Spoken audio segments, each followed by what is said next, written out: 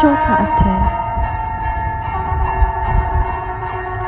इसके उपरांत श्री कृष्ण महाराज बोले, हे अर्जुन, मैंने इस अविनाशी योग को कल्प के आदि में सूर्य के प्रति कहा था और सूर्य ने अपने पुत्र मनु के प्रति कहा और मनु ने अपने पुत्र राजा इक्ष्वाकु के प्रति कहा।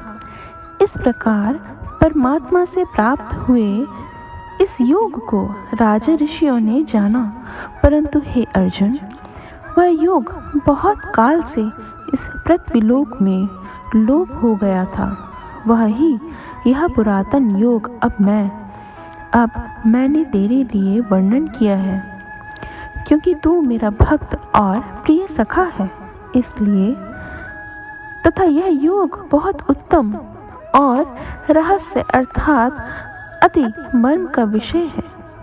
इस प्रकार भगवान श्री कृष्ण चंद्र महाराज के वचन सुनकर अर्जुन ने पूछा, हे भगवान, आपका जन्म तो आधुनिक अर्थात अब हुआ है और सूर्य का जन्म बहुत पुराना है, इसलिए इस योग को कल्प के आदि में आपने कहा था, यह मैं कैसे जानूं।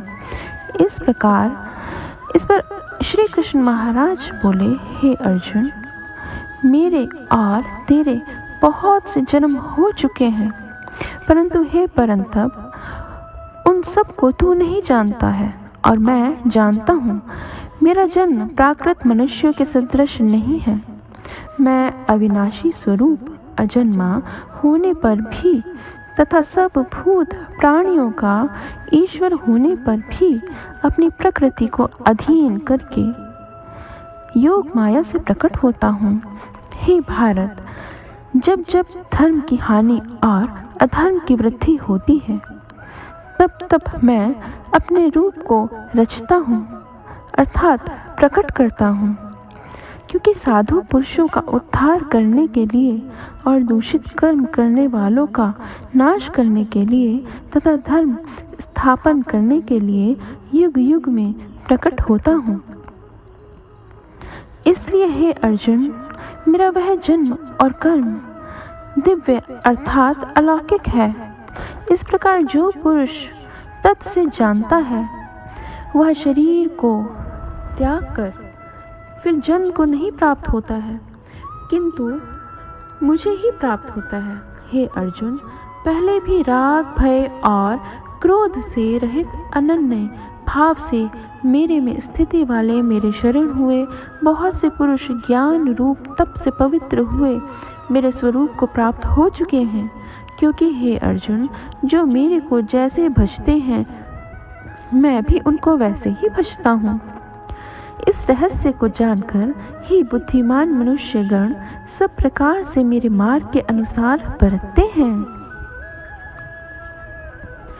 जो मेरे को तत्व से नहीं जानते हैं, वे पुरुष इस मनुष्य लोक में कर्मों के फलों को चाहते हुए देवताओं को पूजते हैं और उनके कर्मों से उत्पन्न हुई सिद्धि भी शीघ्र ही होती है, परंतु उनको मेरी प्राप्ति नहीं होती। इसलिए तू मेरे को ही सब प्रकार से भज।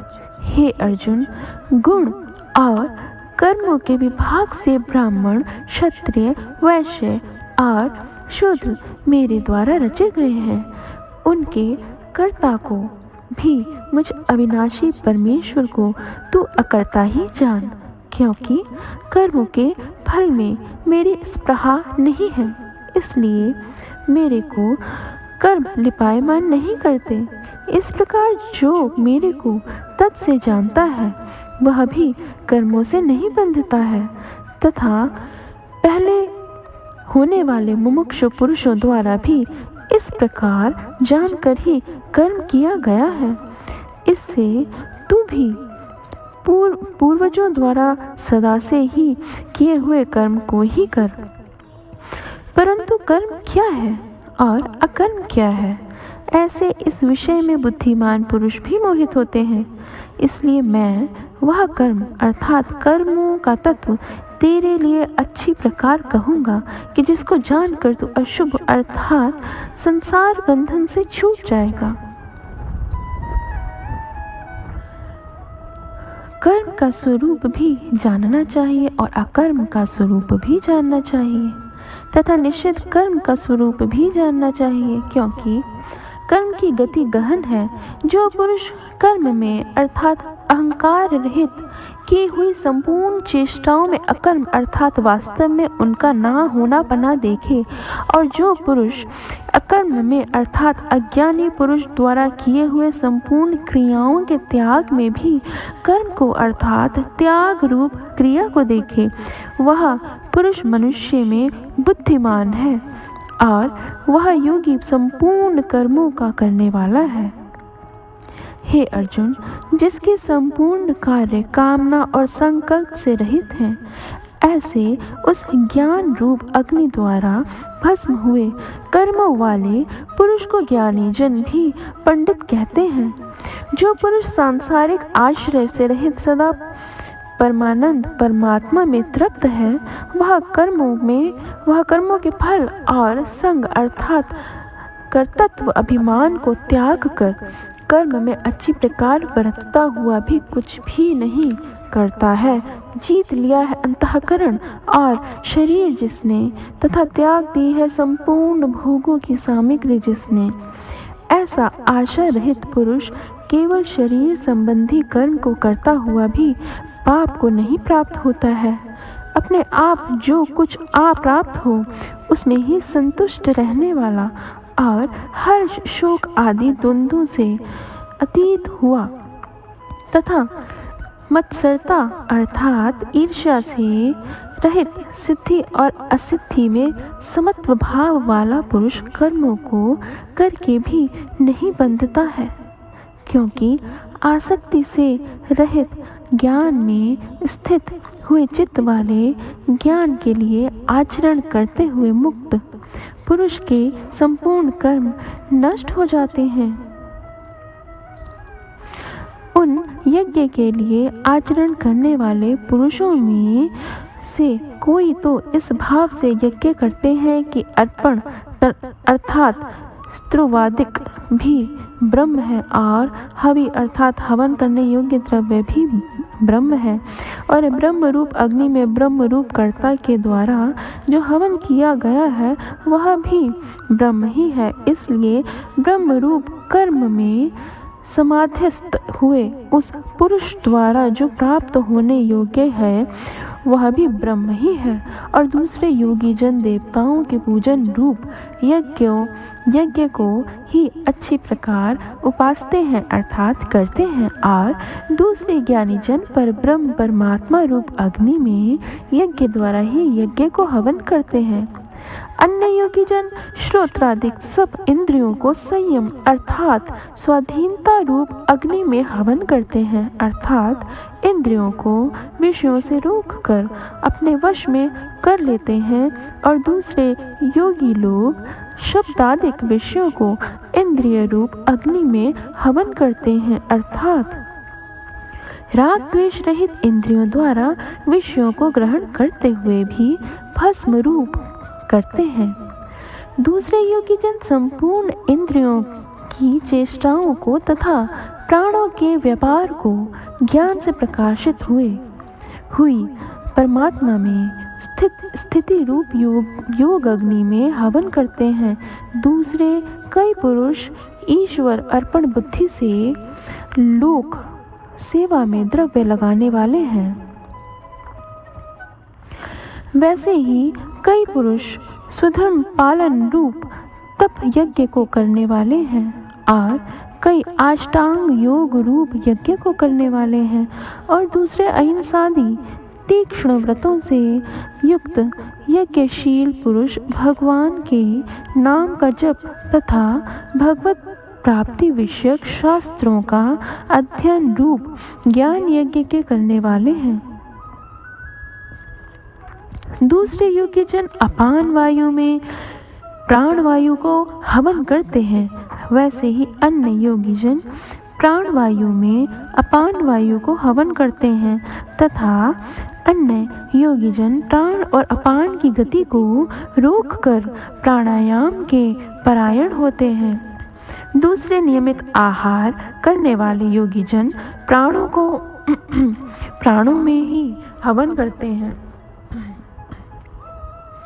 इस प्रकार यज्ञों द्वारा नाश हो गया है पाप जिनका, ऐसे यह सभी पुरुष यज्ञों को जानने वाले हैं। हे कुरुश्रेष्ठ अर्जुन, यज्ञों के परिणाम रूप ज्ञान अमृत को भोगने वाले योगी जन सनातन परब्रह्म परमात्मा को प्राप्त होते हैं, और यज्ञ रहित पुरुष को यह मनुष्य लोक भी सुखदायक नहीं है। फिर परलोक कैसे सुखदायक होगा? ऐसे बहुत प्रकार के यज्ञ वेद की वाणी में विस्तार किए गए हैं। उन सब को शरीर, मन और इंद्रियों की क्रिया द्वारा ही उत्पन्न होने वाले जान। इस प्रकार तत्व से जानकर निष्काम कर्मयोग द्वारा संसार बंधन से मुक्त हो जाएगा।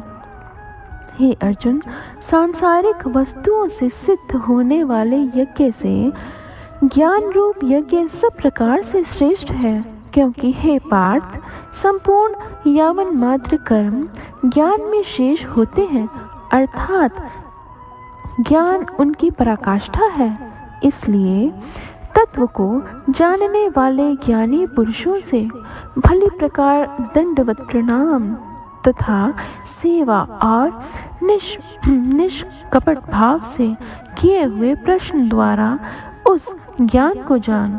वे मर्म को जानने वाले ज्ञानी जन तुझे उस ज्ञान का उपदेश करेंगे कि जिसको जानकर तू फिर इस प्रकार मोह को प्राप्त नहीं होगा। और हे अर्जुन, जिस ज्ञान के द्वारा सर्वव्यापी अनंत चेतन रूप हुआ अपने अंतर्गत समष्टि बुद्धि के आधार संपूर्ण भूतों को देखेगा, और उसके उपरांत मेरे में अर्थात सच्चिदानंद स्वरूप में एक भाव हुआ सच्चिदानंदमय ही देखेगा। यदि तो सब पापियों से भी अधिक पाप करने वाला है, तो भी ज्ञान रूप नौका द्वारा निसंदेह संपूर्ण पापों को अच्छी प्रकार तर जाएगा।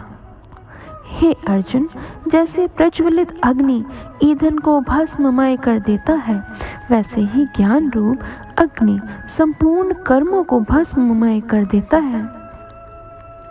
इसलिए इस संसार में ज्ञान के समान पवित्र करने वाला निसंदेह कुछ भी नहीं है। उस ज्ञान को कितने ही काल से अपने आप समत्व बुद्धि रूप योग के द्वारा अच्छी प्रकार शुद्ध अंतःकरण हुआ पुरुष आत्मा में अनुभव करता है। हे अर्जुन, जितेंद्रिय तत्पर हुआ श्रद्धावान पुरुष ज्ञान को प्राप्त होता है। ज्ञान को प्राप्त होकर तत्क्षण भगवत प्राप्ति रूप परम शांति को प्राप्त हो जाता है। हे अर्जुन, भगवत विषय को ना जानने वाला तथा श्रद्धा रहित और संशय युक्त पुरुष परमार्थ से भ्रष्ट हो जाता है। उनमें भी संशय युक्त पुरुष के लिए तो न सुख है और ना यह लोक है, ना परलोक है, अर्थात यह लोक और परलोक दोनों ही उसके लिए भ्रष्ट हो जाते हैं। हे धनंजय, समत्व बुद्धि रूप योग द्वारा भगवद अर्पण कर दिए हैं संपूर्ण कर्म जिसने और ज्ञान द्वारा नष्ट हो गए हैं सब संशय जिसके, ऐसे परमात्मा परायण पुरुष को कर्म नहीं बांधते हैं। इससे हे भरतवंशी अर्जुन, तो समत्व बुद्धि रूप योग में स्थित हो और अज्ञान से उत्पन्न हुए हृदय में स्थित इस अपने संशय को ज्ञान रूप तलवार द्वारा छेदन करके युद्ध के लिए खड़ा हो। इति श्रीमद् भगवद गीता रूपी उपनिषदम एवं ब्रह्म विद्या तथा योग शास्त्र विषयक श्री कृष्ण और अर्जुन के संवाद में ज्ञान कर्म संन्यास योग नामक चौथा अध्याय।